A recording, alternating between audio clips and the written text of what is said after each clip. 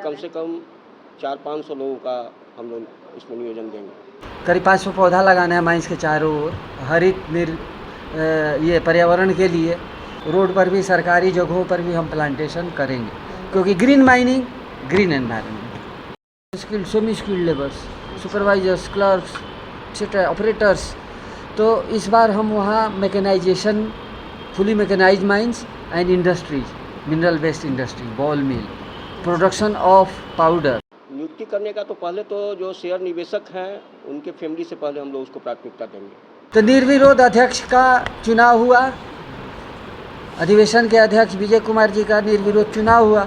Salary जो schedule होगा, जो जिस ढंग का ग्रेड होगा काम का, उस आधार पर जो है सरकार का जो अनुमोदित है वो हम लोग पेमेंट देंगे। सेंट्रल गवर्नमेंट और स्टेट गवर्नमेंट रूल्स के हिसाब से वो नियमानुसार। ये असाधारण अधिवेशन, पहले असाधारण आम सभा इसको कहते थे, कंपनी अधिनियम 2013 के आलोक में।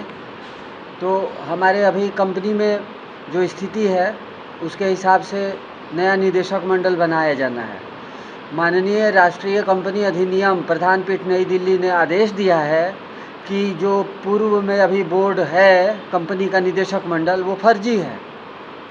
तो इसी संबंध में मीटिंग करके आगे की कार्रवाई को और तरह तरह के जो एजेंडा हैं माइंस को चालू करने के लिए, जैसे पर्यावरण का अनापत्ति प्रमाण पत्र ग्रांट हो गया है, आदेश हो गया है, लेकिन कंडीशन शर्त है 1 करोड़ की bank guarantee MOEFCC central government Bharat सरकार को देना है, 65 लाख DD CRBP CLB यानी MOEFCC बिहार गवर्नमेंट को देना है। उसके बाद CTE CTO, consent to operate, consent to establish, ये सब NOC होता है माइनिंग स्टार्ट करने के लिए। प्लांटेशन, करीब 500 पौधा लगाना है माइंस के चारों ओर, ये पर्यावरण के लिए। और उसके बाद demarcation of mines boundary, 75 pillar 50 एकड़ का जो हमारा खनन पट्टा है उसको ये करना है। घेराबंदी के लिए 50 पिलर GPS पर आधारित जो अप्रूवल है, आदेश है, वो लगाना है। तो चालान मिल जाएगा।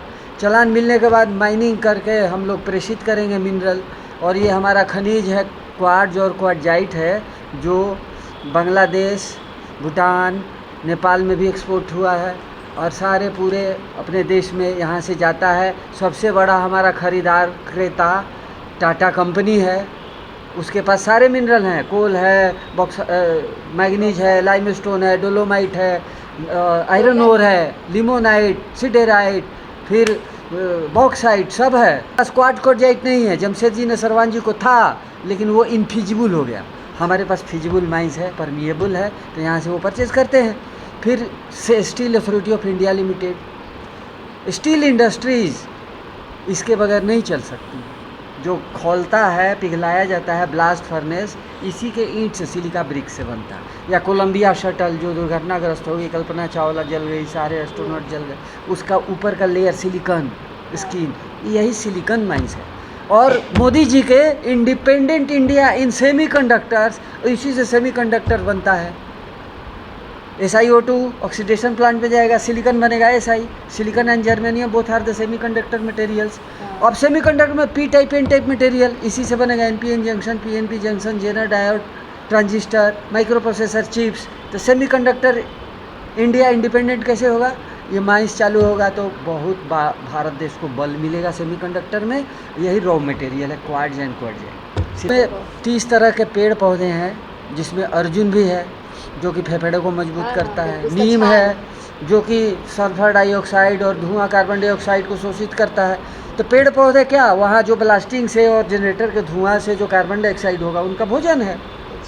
तो 500 पौधा लगा रहे हैं। और भी माइंस चलेगा, तो पहले लगा रहे हैं, माइंस चालू होने के पहले माइंस चलेगा, इनकम आएगा तो रोड पर भी, सरकारी जगहों पर भी हम प्लांटेशन करेंगे, क्योंकि ग्रीन माइनिंग, ग्रीन एनवायरनमेंट। बैठक में कौन कौन लोग शामिल हुए? बैठक में शेयरधारकगण, निवेशकगण, पूर्व निदेशकगण एवं कुछ अतिथि निवेशक। इस असाधारण अधिवेशन में सबसे पहली कार्यवाही होती है वोटिंग के द्वारा अध्यक्ष का चुनाव करना, या बिना वोटिंग के सर्वसम्मति से निर्विरोध। तो निर्विरोध अध्यक्ष का चुनाव हुआ, अधिवेशन के अध्यक्ष विजय कुमार जी का निर्विरोध चुनाव हुआ। उसके बाद एजेंडा होता है कि हमको क्या क्या इस साल, 1 साल के लिए करना है। तो वो सारे एजेंडा पे डिस्कशन हुआ, सबको संज्ञान में दिया गया, सबने उसको बहुमत से पास किया। अब ये काम जो निदेशक मंडल बनेगा या मैं खनन अभियंता हूँ कर सकता हूँ, और वो गैर कानूनी नहीं होगा क्योंकि एजेंडा लिखित में सब फाइल हो जाएगा।